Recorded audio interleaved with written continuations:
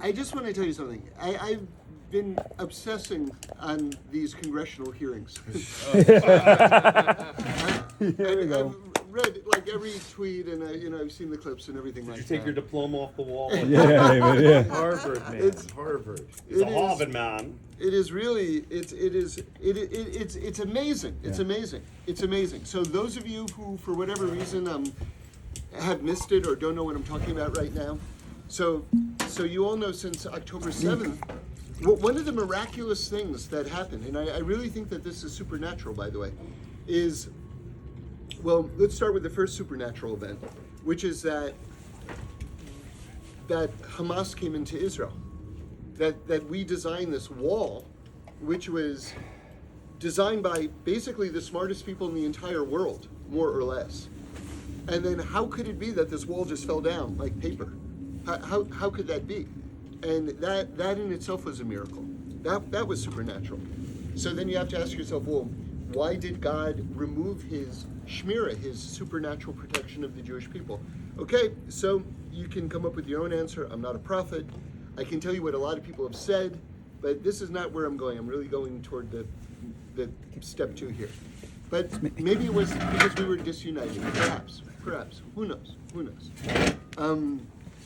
But anyway, the other supernatural event, which I also think was equally supernatural, was that this absolutely indefensible act, like by every standard of morality, every single standard of morality, what they did to the Jewish people, that people rushed headlong to defend them. It's unbelievable. What should have been was that they should have distanced themselves. They should have said, well, we're kind of sympathetic with their cause, but not that. I mean, that would have been the normal response of a human being. The idea, without any sort of like compunction, without any reservation, that they ran to accuse Israel and to make it Israel's fault and to defend them wholeheartedly is so outrageous that I actually think it was a supernatural occurrence. Wow. In other words, meaning to say the following, that God just wanted to flush out all of these haters and to publicly expose all of these haters. Now, human beings are human beings, and I'm going to compare a certain group of human beings to cockroaches in New York City. And I don't want to say that, before I actually draw the visual, I'm not calling human beings cockroaches, because that's not right. But I can tell you, growing up in New York City, you can have like a very clean home, but you have cockroaches. Everyone in New York City, you got the most expensive condo in New York City, you have cockroaches. That's just a reality of living in New York City, okay? So here's what it's like to live in New York if you haven't lived in New York, which is that at a certain hour of the night, you go into the kitchen, you turn on the light, and there are lots of cockroaches, and they see the light, and they all run back into the cabinets, right? You're nodding like you've experienced this. Okay, so they always run back. But what if you turned on the light and they all ran out? And then they didn't leave. And they were like, what are you looking at? Right? And then they started running after you and trying to chase you out of the room. That would be supernatural. And that is exactly what just happened. Now, they've had the momentum. And what we've realized from all of these things on campus at universities is the level. Now, sometimes, if you're reading a conservative pundit, they'll talk about the level of rot. That's the term that they use, the level of rot that's set into universities. But let's put that word aside for a moment. You realize how basically all of American universities have been essentially infiltrated and conquered by the radical left. That they're hotbeds of radicalism. And you wouldn't think of something as like, when you think of Harvard, you think of something like sort of like stodgy and, old families back from the Mayflower and things like this, right? You don't think of like tattooed people with like nose rings who are, purveyors of like, neo-Marxism and things like that. But that's what we've got. Now, all of this is overlapping, and we're kind of building to the point, but all of this is overlapping with another big movement in America, which is called DEI, which is diversity, equity, and inclusion. Now, DEI has a lot of positive things. There's, white people cannot sufficiently appreciate, and I'll put myself in this category as well, the enduring generational effects of slavery. You say, well, get over it. It happened 100 years ago, or whatever it is. No. It is a real thing in Black America, and it remains impactful in ways that we can't even imagine. Okay, so in other words, there is a role for inclusion, for diversity, for equity. There are positive things about that. Okay, having said that, what we're realizing now is that what's been fully exposed is that DEI is not just about including underrepresented people, but it's also about excluding Jews. And that this movement has now been exposed for what it is. The lights have been turned on. Now, it hasn't been great in terms of who's winning on the college campuses? Because it seems like these people are doing outrageous activities. So are they being called out? What's happening right now? And what's happening is that the radical left is winning. There have been some checks and balances, some large donors, and by large donors we're talking about people who give in the tens or even hundreds of millions of dollars, have withdrawn their gifts and things like that, and that's put pressure and things like that. But for instance, Liz McGill, who's the president of University of Pennsylvania, check your watches, because she's probably got minutes or seconds left to being president, which is in itself incredible, because one of the big hedge fund guys, Rowan, actually, at University of Pennsylvania, took her on, and he called for a board vote up until recently, and lost the board vote. So it seemed like it's sort of well, she's there to say, you throw up your arms and say, well, what can we do about it? Not much. They're kind of there, and that's what it is. Okay. Cut to the congressional hearings, which has been, I think, a watershed moment in modern cultural history, at least as far as the Jews are concerned. These clips have been viewed more than any clips of any congressional history, any congressional hearing in history, in a matter of days, right? I checked one, and this was a couple of days ago, and it was up to already 84 million views. And there are multiple versions of that. This one had gotten 84 million views, and I'm sure it's been viewed more than. They got the president of University of Pennsylvania, the president of Harvard, and the president of MIT. And by the way, just side note here, probably the worst campus of all is Columbia. Where was the president of Columbia? You ready for this? Columbia told Congress, we have a scheduling issue. And they went, okay. Now, whoever told the president to say, we have a scheduling issue, give that guy a raise. And David, isn't the woman from Congress also anti-Semite herself? I don't. It's very hard to say that. Oh, no, I didn't. Someone had said to me that it was so ironic. No, I would say it's impossible actually to say that. Okay. I mean, she's not Jewish. Well, she's not. She's not Jewish. Her father. I mean, I'm really guys. I'm the only thing I do is Google things. So, her father is Czech. Her mother is Italian.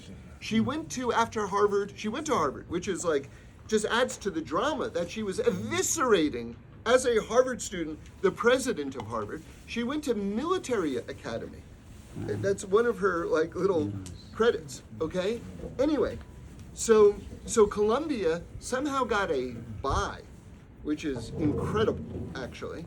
But that was also from heaven.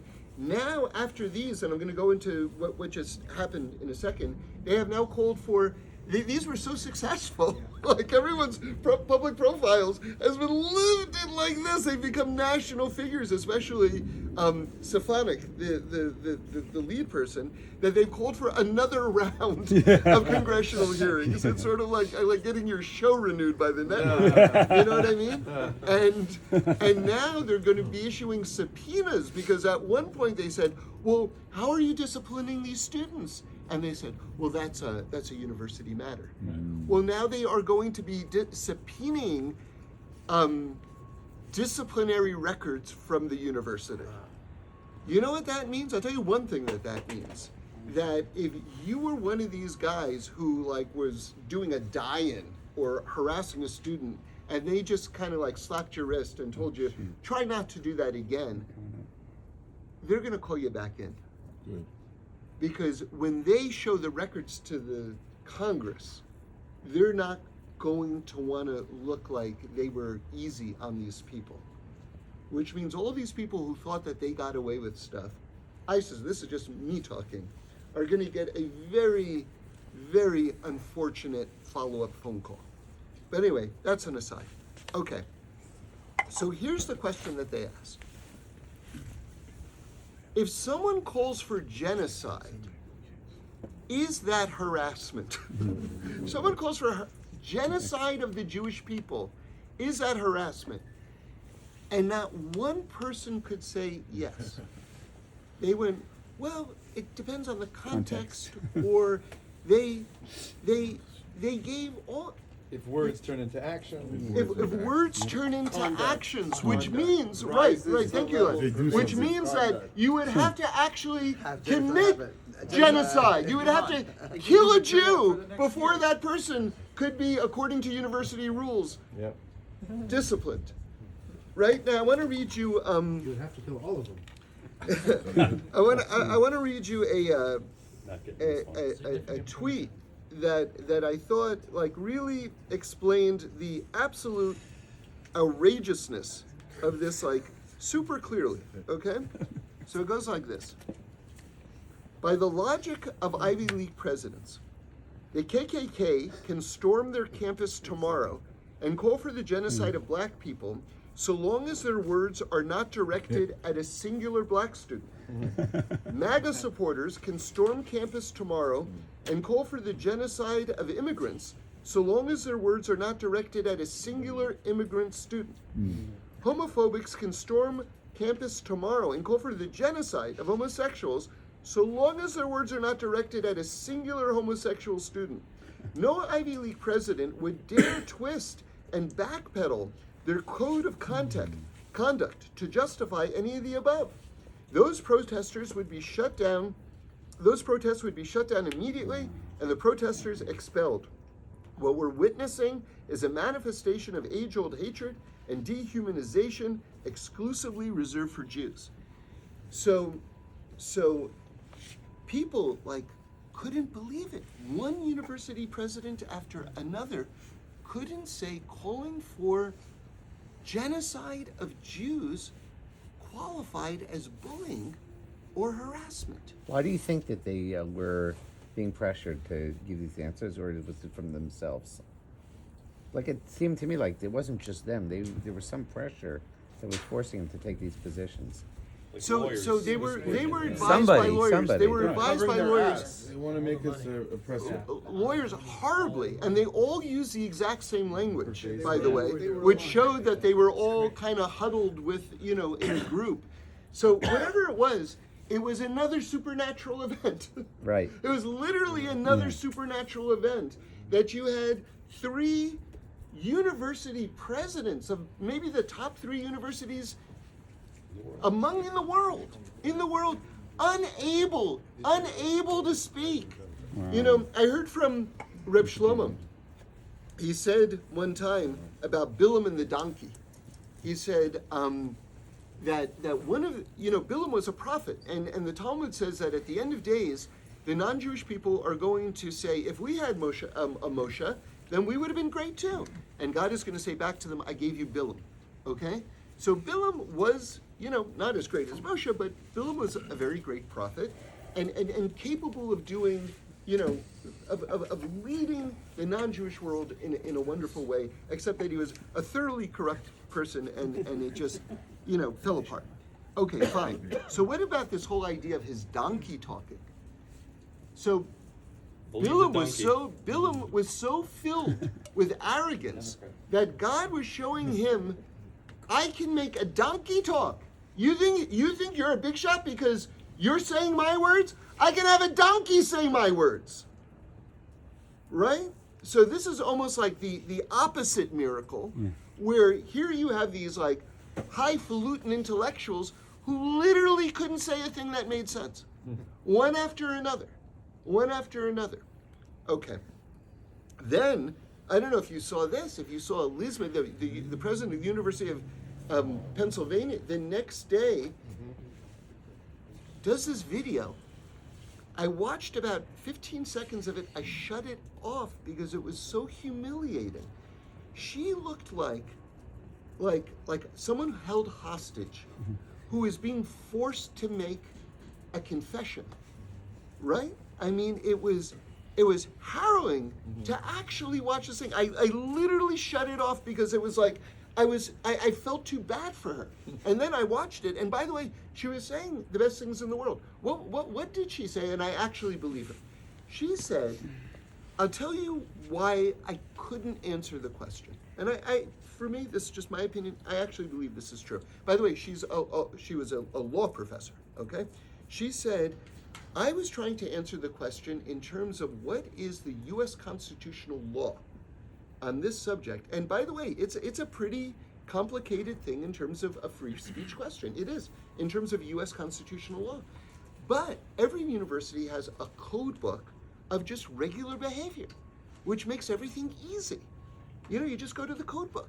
And my daughter told me that she read something which said that each of these presidents were trying to answer the question as though they were a Supreme Court justice, as opposed to being a university president who just had to make sure that everyone was following the rule book of campus approved behavior.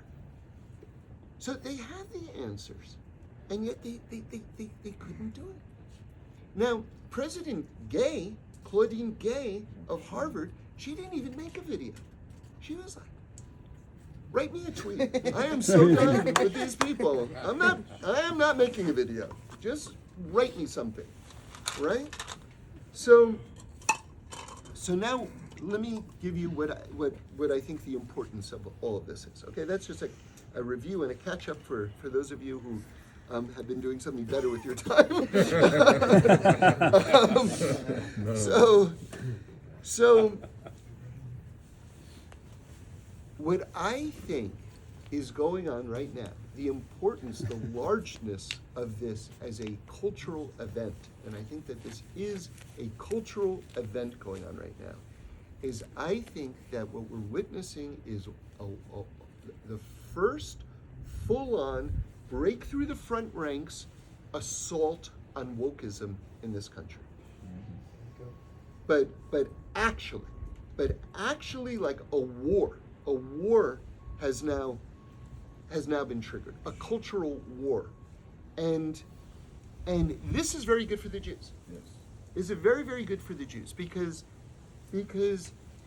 you can't have the top institutions, educational institutions in America hating Jews and fostering and creating a climate where it's okay to bully and spread hatred of Jews. You cannot do that.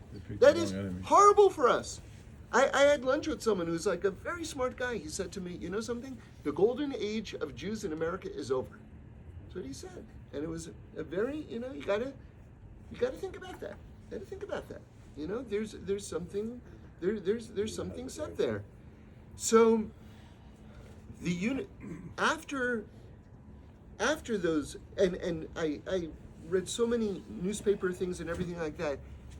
Everybody said that their congressional testimony was a disaster. I mean, across the board, People who are on the left said that it was absolutely ridiculous. People who should be their allies and who are standing up to defending them were going, what was that? I have no idea what they did. You know, so everybody agrees. And now, all of a sudden, this person at the University of Pennsylvania, who they tried to make this coup and get the person off, and it was sort of like it just failed. The Wharton, which is the business school at University of Pennsylvania, and maybe the most prestigious business school in the world, their board just met and they sent a letter to her directly and then sent it to the press. We respectfully ask you to resign after your disastrous testimony. So that happened this evening. And when the board of Wharton, which is their key school, by the way, that is the school at University of Pennsylvania, when they send it to the press, how much longer have you got? And in between those two events, someone who had donated $100 million said, hey, I'd like it back, please. You know, because you violated the contract where you don't behave like a complete freaking moron. And given the fact that you just broke that contract, we are entitled to our money back, right? And then it was revealed that that same person was going to give another $100 million a couple of years ago and gave it to the University of Chicago because he didn't like their DEI policy. Okay, so this is going on right now. This is going on right now. Now, I said to you, I haven't heard anyone else say this, and I'll say it again because it kind of came up again, I think, yesterday or the day before, and I was really struck by it.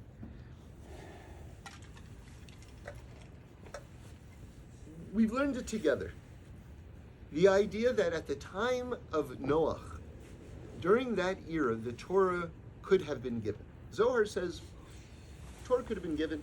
Remember, Noach is kind of the neshama of Moshe Rabbeinu, and there are all sorts of connections. Remember, Moshe was on Har Sinai for 40 days. The flood lasted, the rain part of it anyway, lasted for 40 days. Torah is compared to water, and the idea is like this. Instead of the Torah coming down like it did at Mount Sinai in the form of light, it came down in its physical form as water. And what did it do? It washed all the wicked people away. The rain came down and washed the wicked people away.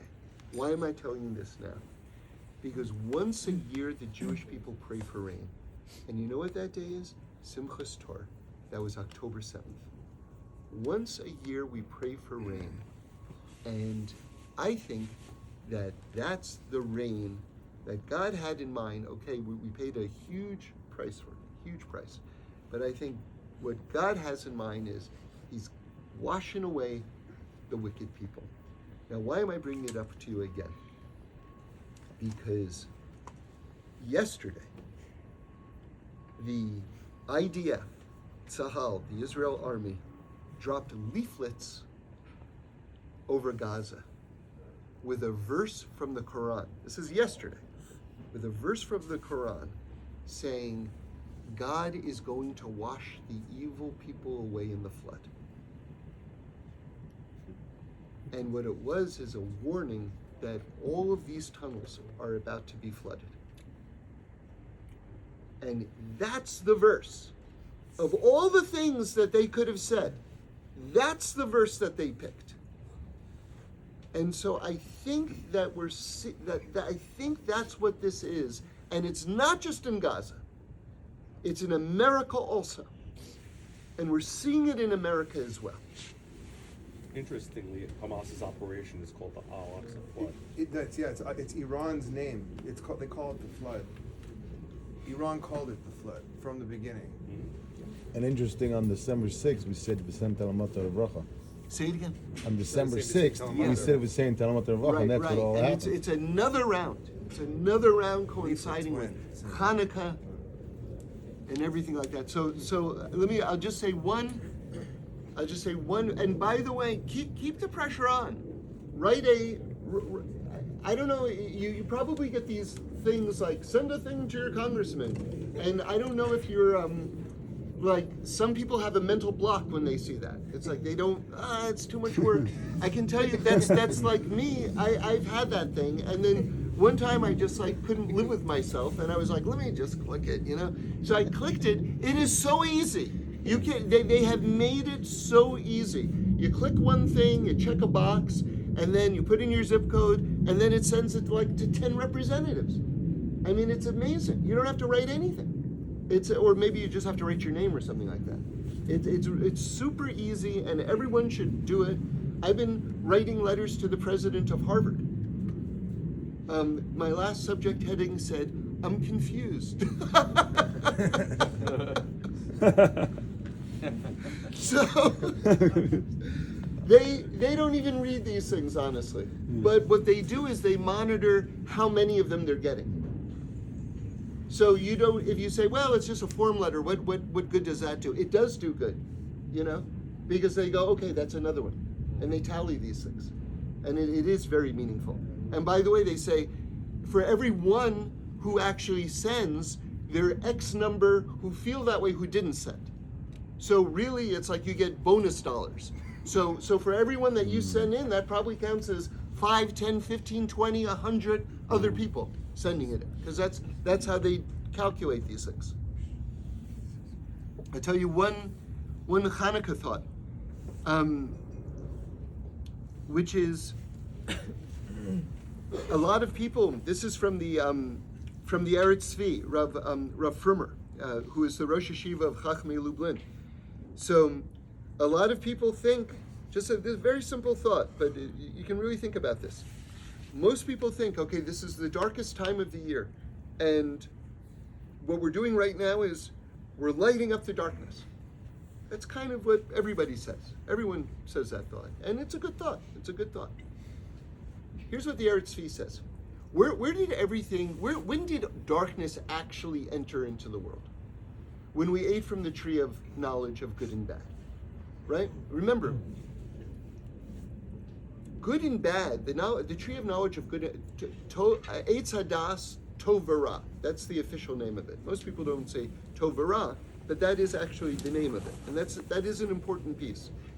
Because what that means is that after Adam and Chava ate from the tree, everything in the world became a gray area. Like everything was like confusing morally. You see, before we ate from the tree, the Rambam says everything was on the level of emes and sheker, true and false. True and false are absolutes. That's black and white. Good and bad is gray. I'll tell you why. Because what's good for me might not be good for you. And what's bad for you might not be bad for me. So all of a sudden we enter into something that fancy people call moral relativism. Okay? And that's what the world is today. And what that is a mixture of darkness and light. Okay? Now listen to this. The Eretz Tzvi says, when we light the Hanukkah menorah, it's not just that we're lighting up the darkness, we're extracting the light from the darkness. In other words, we're clarifying what is good and what is bad, what is true and what is false. It's not just, okay, it's dark, let's have some light. No, it's everything is confused and mixed up. Let's go inside of creation and pull out the light and separate the two things. It's the Klipa Noga. Klipa Noga. The different levels of the Klipot, there's the mixture. The Klipa Noga is the one that is the interaction in us that's confused, good and bad. Not the husk, not the light, but the mixture of the two. It's like you said. So this clarification, now once you have this clarification, then the light can truly light up the darkness. Right? So Hashem should bless us. We're seeing it happen right now in front of our eyes. And I say it every time, but I'll just end with this. God in his infinite wisdom put us in Los Angeles. could have easily have put us in Israel. He could have put us in Gaza. He could have put us in a lot of different places. He put us in Los Angeles, but don't think for a second that you're any less on the front lines of the battle. And how will you wage this war that we're all in together? How will you wage it? And there's lots of ways to do it. Learning more, loving more, right? Praying more, giving more, right? And figuring out who you're in a fight with. Because Rebbe Nachman of Breslov says that all of the wars of the world are within the microcosm of your own family relations. So that if you can solve these relationships where you are in a fight with someone, that's actually bringing peace to the world. Figure out what those relationships are and make peace. And I'm telling you, that is what is expected from us. Don't think we get a free pass being over here. It's just a different paradigm. But we have to understand what the paradigm is, and we have to excel within it. Okay, happy Chanukah.